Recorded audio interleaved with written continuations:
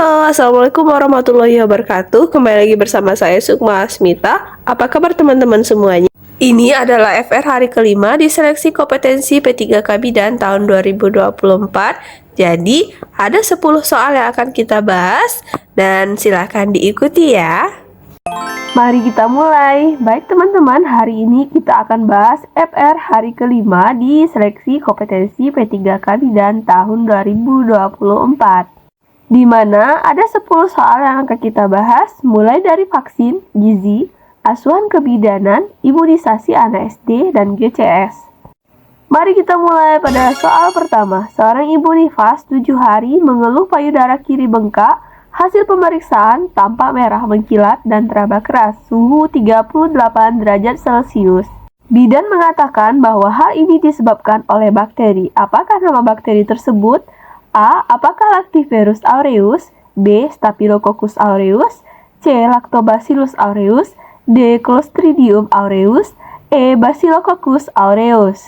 Kita lihat pada soal ini merupakan tanda dan gejala dari mastitis. Jadi yang ditanyakan apakah nama bakteri yang menyebabkan mastitis tersebut. Option A. Lactiferus aureus ini merupakan salah satu saluran yang ada pada payudara.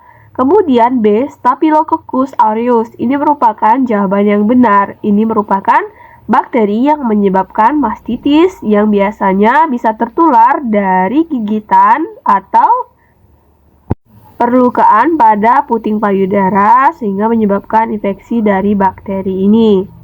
C. Lactobacillus aureus. Ini merupakan bakteri baik yang ada pada usus. Kemudian Clostridium aureus. Nama sebenarnya Clostridium tetani, penyebab dari penyakit tetanus. Kemudian Bacillococcus aureus juga bukan merupakan bakteri penyebab mastitis. Lanjut soal kedua, seorang anak laki-laki datang ke puskesmas rujukan dari bidan desa. Pada saat posyandu setelah dilihat pada KMS, anak tersebut dicurigai gizi kurang. Berapakah Z-score untuk menegakkan diagnosa gizi kurang? Untuk menjawab soal ini, mari kita lihat pada Permenkes nomor 2 tahun 2020 tentang standar antropometri pada anak. Nah, menurut berat badan per panjang badan atau tinggi badan, yaitu 6 kategori mulai dari gizi buruk, kurang dari min 3 SD, gizi kurang, min 3 SD sampai dengan kurang dari min 2 SD, kemudian gizi baik, min 2 SD sampai dengan plus 1 SD, gizi berisiko gizi lebih mulai dari plus 1 SD sampai dengan plus 2 SD, kemudian gizi lebih dari plus 2 SD sampai dengan plus 3 SD, dan obesitas lebih dari plus 3 SD. Karena pada soal yang ditanyakan adalah Z-score dengan gizi kurang untuk menegakkan diagnosa gizi kurang, maka dia termasuk dalam kategori min 3 SD sampai dengan kurang dari min 2 SD. Maka jawabannya adalah C. Pilihan dari option jawaban C. Min 3 SD sampai dengan kurang dari min 2 SD. Soal nomor 3, sepasang suami istri datang ke puskesmas untuk konsultasi KB. Pasutri tersebut baru saja menikah 1 bulan yang lalu dan ingin menunda kehamilan hingga 6 bulan ke depan. Suami bekerja sebagai sopir antar kota. Bidan mengatakan bahwa KB yang sesuai adalah kondom. Apakah kerugian dari kontrasepsi ini? Nah, untuk menjawab soal ini kita lihat dari option E. Tidak mudah robek. Tidak mudah robek, walaupun kondom itu elastis, tapi dia itu sangat tipis ya, jadi mudah robek. Kemudian tidak ada resiko alergi. Kondom memiliki resiko terjadinya alergi. Mengandung hormon, kondom tidak mengandung hormon. Kemudian B, tidak dapat mencegah IMS. Kondom merupakan mungkin salah satunya ya untuk mencegah terjadinya IMS. Nah, jadi jawabannya adalah A, hanya dapat digunakan sekali. Benar, kondom hanya dapat digunakan 1 kali saja. Kemudian dibuang dan pakai yang baru lagi. Soal nomor 4, ibu nifas 2 hari di puskesmas, apakah yang perlu dinilai oleh bidan? perdarahan, IMD, demam, gizi, atau infeksi. Untuk menjawab soal ini, mari kita lihat pada asuhan nifas pada kunjungan ke-1 atau KF1 pasca melahirkan 6-48 jam.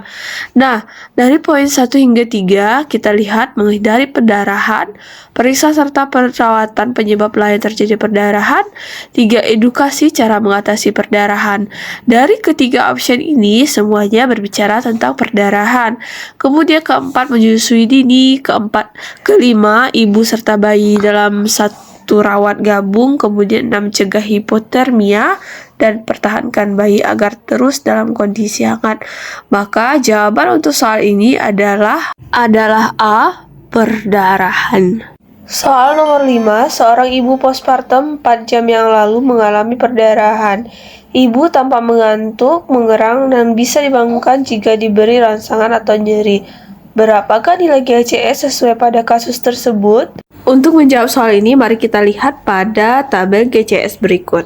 Untuk nilai Glasgow Coma Scale dimulai dari I, pasien mengantuk dan dapat membuka mata jika ada rangsangan nyeri, kita berikan nilai 2. Ini sama halnya dengan respon motoriknya, berarti ibu dapat melokalisir nyeri dengan nilai 5. Kemudian untuk respon verbalnya, ibu merespon dengan mengerang, kita berikan nilai 2.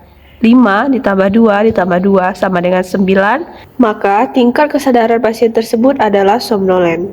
Dapat dipastikan opsi benar adalah D, 7, 9, somnolen. Lanjut soal ke-6, pada saat melakukan PTT, satu tangan diletakkan di atas perut ibu untuk melakukan gerakan dorsokranial.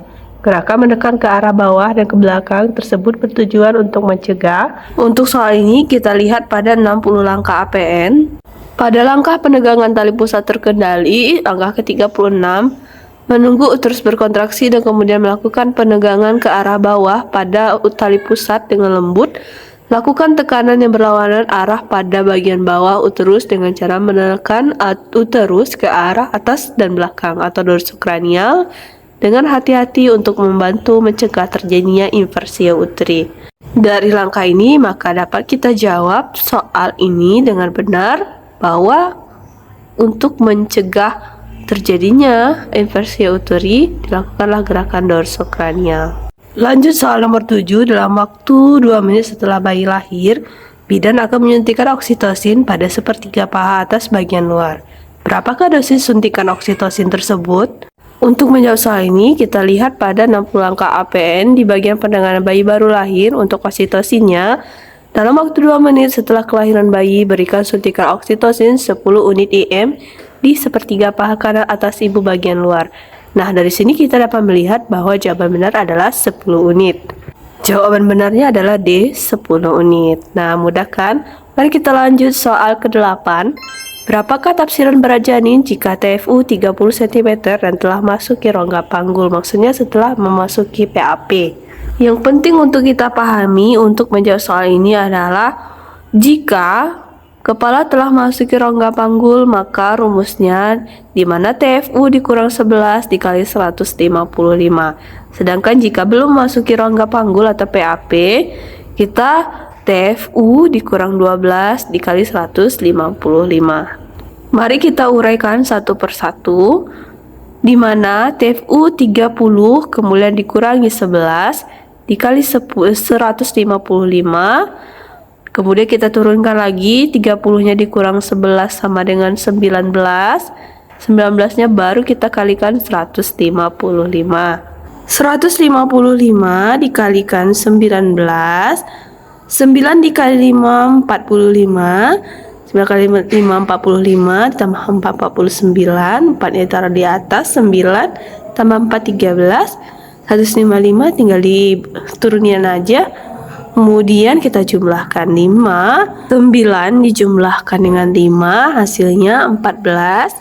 4-nya diturunkan. 1-nya naik di atas. 1 tambah 3, 4. Ditambah 5, 9. Salah ding, 9 ya, bukan 8. 9. Kemudian 1 tambah 1, 2. 2945. Hasilnya D, 2945 gram. Nah, lanjut soal ke-9. Ibu nifas hari kedua keluar darah merah segar, terkadang merah kehitaman, termasuk leukemia. Apakah pada kasus tersebut? Untuk menjawab soal ini, mari kita lihat pada tabel.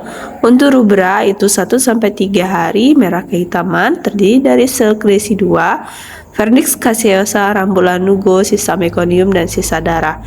Sanguinolenta 3-7 hari, warnanya merah kekuningan, ciri-ciri sisa darah bercampur lendir. Kemudian serosa dengan waktu 4-14 hari, warna kekuningan atau kecoklatan, dengan ciri-ciri lebih sedikit darah dan lebih banyak serum, juga terdiri dari leukosit dan robekan laserasi plasenta. Kemudian alba lebih dari 14 hari, putih, mengandung leukosit, selaput lendir, serviks, dan serabut mati. Sehingga jawaban benar adalah B, rubra. Soal ke-10, seorang anak kelas 2 SD akan diberikan imunisasi pada bulan November. Apakah jenis imunisasi yang akan diberikan?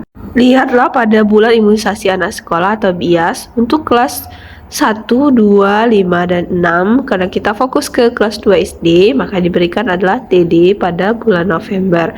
Jadi jawaban benar adalah A, TD. Oke, demikian video kali ini. Thank you. See you on my next video. Assalamualaikum warahmatullahi wabarakatuh. Oke, demikian pembahasan video kita kali ini dan see you on my next video. Assalamualaikum warahmatullahi wabarakatuh. Dadah.